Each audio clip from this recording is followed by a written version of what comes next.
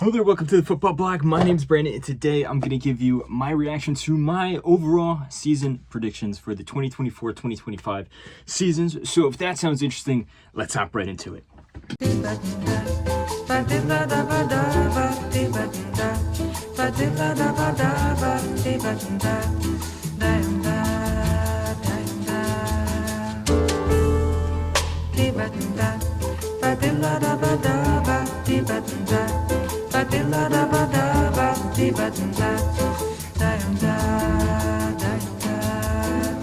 Eu quis amar, mas tive medo e quis salvar. So the 2024-2025 season has come to a close officially, and if you follow this channel, about 9 months ago at the beginning of the season, I did a video where I gave a prediction for multiple leagues and tournaments across the world for this particular season. It was the English Premier League, La Liga, Serie A, Bundesliga, Liga, Europe's top 5 leagues, and then of course the Champions League, Europa League, and then I moved to the Americas into the Copa Libertadores and the MLS Cup. So we're going to look back at each of my predictions and see how accurate I was. Now, granted, this is a disclaimer. I did my predictions in, I believe, I wrote up the predictions in September and I didn't finish editing the video until October. The reason I do the predictions so late is because I want to wait until the transfer window is officially closed. Some people may criticize that, say that, I'm cheating or whatever, but I think that it is not fair to properly judge a team until the transfer window is officially closed. Personally, I think that the transfer window shouldn't be open while the season starts. I think the season should start after the transfer window, but that, again, that's a whole different discussion. So without further ado, let's hop right into it. And the first one we're going to look at is the English Premier League. And my prediction was that Manchester City would come away with yet another victory here, and a very convincing one at that. That did not happen. In fact, in my defense, Man City did start off the league pretty well. I thought they were okay. They were doing fine. They weren't, ground-shattering, amazing, but they were doing fine. But then they hit a very, very poor slump in the middle of the season, which they never fully recovered from. In fact, I would say that this, at least from maybe December up until like February-ish of 2025, December 24th to February 2025, this was the worst Pep Guardiola Man City that we ever seen. And in fact, I would say this is the worst Pep Guardiola team that we have ever seen. They were really, really bad. They were hemorrhaging goals. They weren't able to score goals. And I think the worst aspect of this team actually was their poor mentality. There would be games where they would go up, but then they would completely bottle the lead. That happened multiple times against some extremely weak opponents as well. They did not win the league. In fact, it was Liverpool who came away with a victory here. Kind of ironic that, the next time that they finally overcome the behemoth that is Pep's Man City, it's when Klopp leaves. Arne Slot came in and did an amazing job. His style just immediately clicked. I did not see his style settling in that fast, but it ultimately did. Liverpool deservedly were the best team in the Premier League. Very deserved champions. Mohamed Salah had an amazing season as well, as did many other players on Liverpool. So this prediction was wrong, but I feel you can't knock me for going with Man City considering how many they have won in the past. Like, literally, if you go back, the only seasons that they haven't won with Pep in charge was his first season, and then of course the 1920 season as well. So, but anyway, moving on to the next league we have here, we have La Liga. And I correctly predicted that Barcelona would come away with the league title this year. Now, there were several reasons why I chose Barcelona. One of the reasons was Hansi Flick coming into the team. I think that he's a great manager. Particularly, though, I thought his style would mesh well with the midfielders that Barcelona has. And, of course, Robert Lewandowski, who had the best seasons of his career, the absolute best seasons of his career under Hansi Flick at Bayern Munich. But in reality, the biggest reason that I thought that Barcelona would win La Liga is because I thought this Real Madrid Galactico second era monstrous squad was almost too destined to work. It was almost too perfect that I felt that it was going to fail. And both of those reasons were proven ultimately true. Barcelona was amazing under Hansi Flick this season. In fact, they were far better than I thought that they could possibly be. So many players outperformed expectations. Look at guys like, say, Ferran Torres, who had the best season of his career, or Pedri, who we all know is a great player, but he took his game to a whole nother level. Other players like Dani Olmo as well. Lewandowski had a great season, of course. This was the best Barcelona team that I have ever seen since the 15-16 season, with Lucho Enrique in charge, with MSN playing at their peak. I've said that before many times on this channel. As for Real Madrid, yes, they did have a disappointing season. Mbappe came into this team despite the fact that they were the European champions and the Spanish champions. But it just ultimately didn't work. I mean, it took a little bit for Mbappe to settle in, but even when he did, and in his defense, he actually had a great season in hindsight, the whole team just lacked cohesion. There was a lot of injuries to their defense, and as a result, for the majority of the season, they were awful defensively, but it progressively got worse as the season went on, in my opinion. But even in the attack, some of the big-name players didn't show up. I thought Vinicius had a poor season. I thought Jude Bellingham had a poor season for the majority of the campaign as well. And ultimately, Barcelona just had a much stronger team mentality, and that's why they come out on top. Now, the next league we're going to look at is Serie A, and I predicted that Inter Milan would defend their title and be champions yet again in 2025. And I was close. They were only 1 point behind the team that did end up winning the team, which was Napoli. And my reasoning for Inter Milan was that I think they're just the most complete team in Italy. I think they have the best squad in Italy. The momentum was on their side as well, considering how great they were last year. I thought that would just continue into this year here. That ultimately did not happen. I think that Inter Milan still had, if you look at it holistically, they still were a good team. They still had some great performances, but they did visibly decline from last year. Defensively, for example, they let in a lot more goals than they did last year. And you would expect Inter Milan, like the spine of this team, it's their defense. That's what they center this team around. And unfortunately, there was a lot of flaws there. And the biggest thing as well is they would come short in the most crucial moments. They would win most of their games, but in those crucial moments, think about the Milan derbies, or that the lead that they bottled against Juventus, the second game against Juventus that they lost, the game against Roma that they lost, and then of course on the second to last day of the season, their lead against Lazio, which they bottled, which ultimately gave the lead to Napoli, and they were able to ultimately snatch the title on the last day of the season. This Napoli team, I think, it was a very valiant effort from Antonio Conte, the way that he was able to put this team together. It's an amazing miracle almost. And it's interesting because when you compare this Napoli team, they've only won 4 league titles, and in 2023 you had that amazing scintillating team under Luciano Spalletti, and then of course the other 2 in the 80s and 90s, it was with Diego Maradona.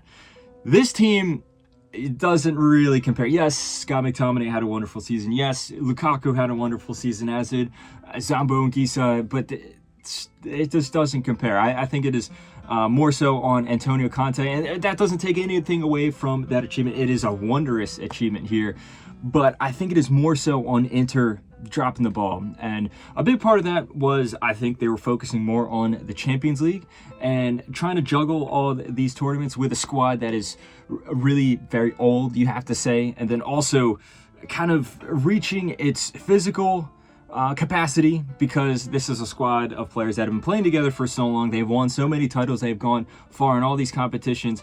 It was getting to a point where I think they were just naturally fatigued, which allowed Napoli to come in and sweep up the title there. So as for my prediction, I mean, I was really close. Come on. Like, Inter was in 1 point. Not the most daring prediction, of course, to say Inter Milan would win the league, but this one was pretty close.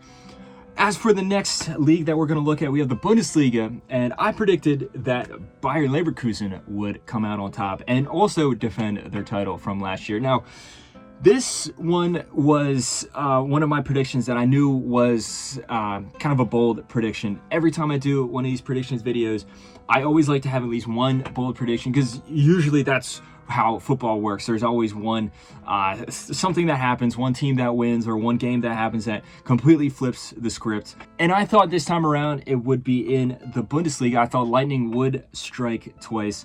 Ultimately, that was not the case. Bayer Leverkusen still was a very good team. They were easily the second best team in Germany.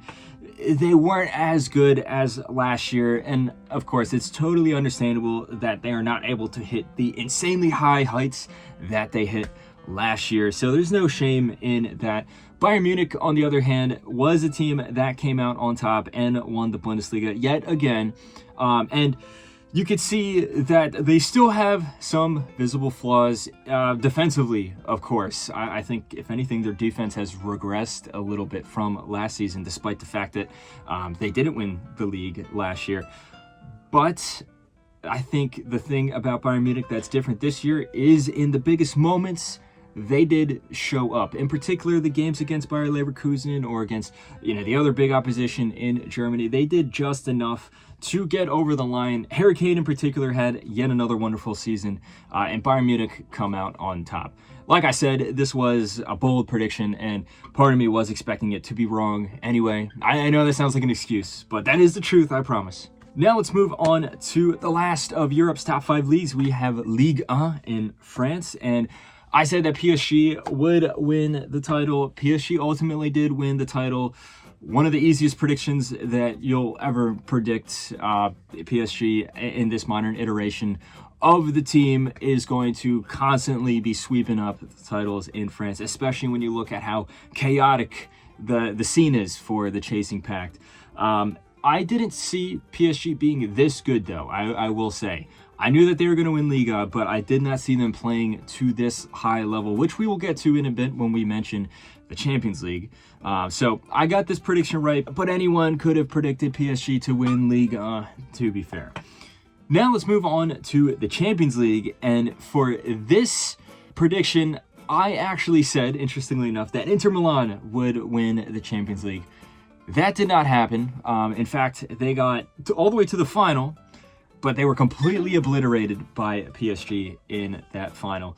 Now, I will preface this by saying this was a total shot in the dark. Maybe not a total shot in the dark, but these predictions for these European competitions like the Champions League or the Europa League, it's so hard to predict who is going to come out on top at the end of the season, just because it's such a long season and there's also all these gaps in between games. It's also a knockout tournament, so you never know what's going to happen. Like, PSG, they were very good in Ligue 1, but they ultimately were pretty bad in the group phase of this competition, the group league phase, at least, of the Champions League. Who would have thought that they would eventually be the ones that would come out as winners in such an emphatic fashion, for example? For the reasons that I said Inter Milan would win the Champions League are similar to the reasons that I thought that they would win Serie A. This is just such an experienced team. They have a very strong spine to the team. They have a lot of experience specifically in the Champions League as well. Simone Inzaghi is also the stereotype. He's the cup manager. And I thought they were actually very, very good in the Champions League, with the exception of the final. And I think the reason that they lost the final, yes, PSG played amazing, but it was similar for the reasons that I think they ultimately bottled Serie A, and this team has just reached its physical capacity. And I think Inzaghi also just got the tactics wrong on the day. Nothing worked out for him on that particular day. And PSG was the team that came out on top. They had an absolutely wonderful knockout stage. Like I said, they were a little disappointing in the group league phase, but then in the knockout stage, from the playoff all the way up into the final, they were amazing. They played beautiful football. You saw the project that Lucho Enrique has been building for the past 2 seasons. You saw it finally come to fruition. You also saw all these players click into form right at the most important moments. Think of Ousmane Dembele, Krivica Kvaratskhelia, who just got signed in the January transfer window, Desiree Doué, and then, of course, that midfield of João Neves, Fabian Ruiz, Vitinha. So I got this one wrong, but considering how hard it is to predict the Champions League, I am pretty proud that I predicted Inter, considering they got all the way to the final. Yes, I know the fact that they got completely obliterated 5-0 in the final doesn't make it look as nice, but still, that's worth something. Now let's move on to the Europa League, and for this one, I said Fenerbahce would come out on top. That was not the case. Tottenham Hotspur actually won the Europa League here. My reason for choosing Fenerbahce was, yet again, this was a shot in the dark prediction, and I thought that Jose Mourinho coming to Fenerbahce and with his experience in Europe, specifically in these big competitions, would be enough to push this team all the way to European glory. And also, they have a very good squad on paper, but the team just didn't click. The team mentality, I think, was pretty poor throughout the season, and they weren't really that good in the Europa League. They actually got eliminated in the round of 16. The team that would end up winning it is Tottenham Hotspur, surprisingly. I think this was a very fun team to watch, considering how chaotic they are. You don't know what you're going to expect.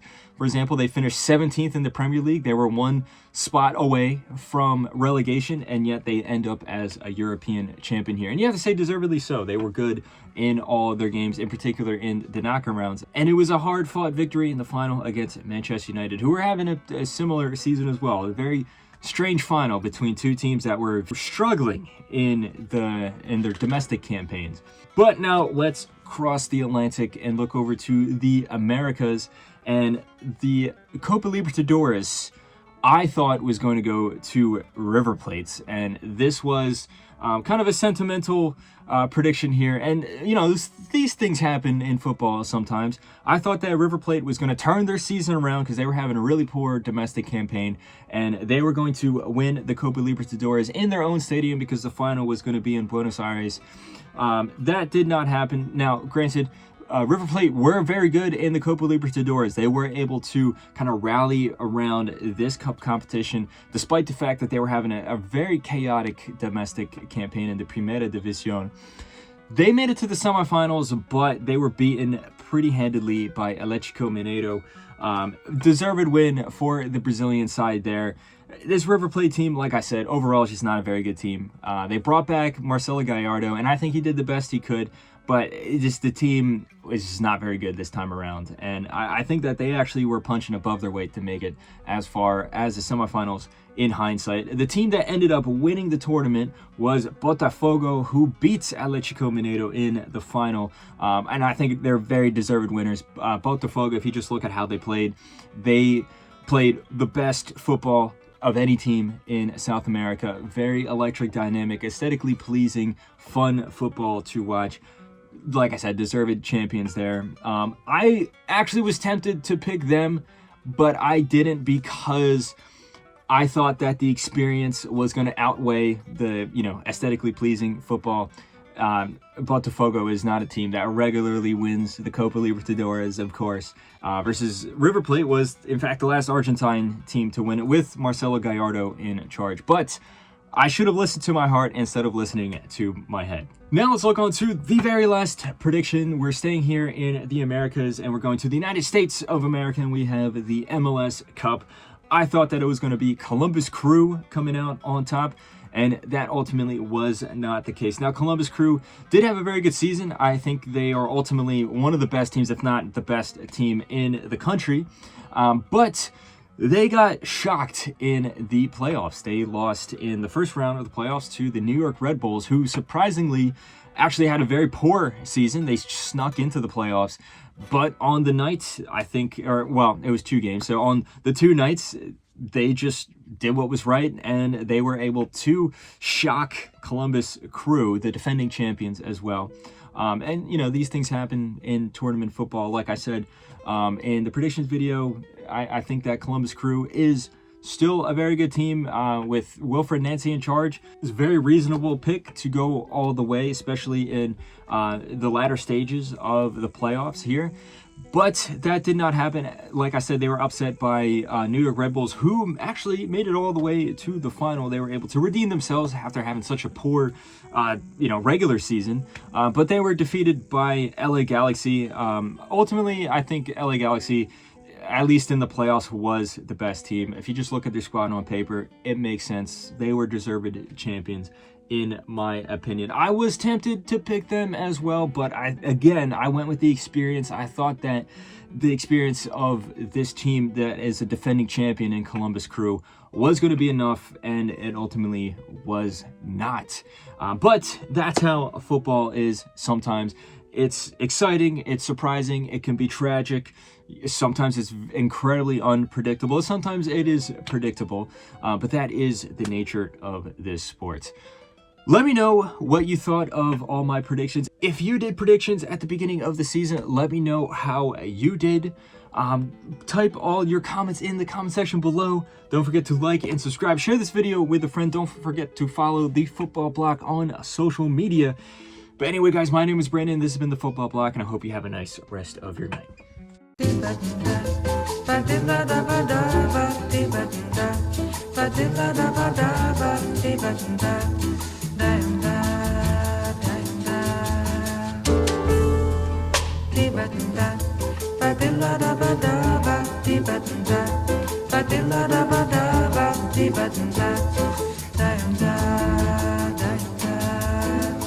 Eu quis amar.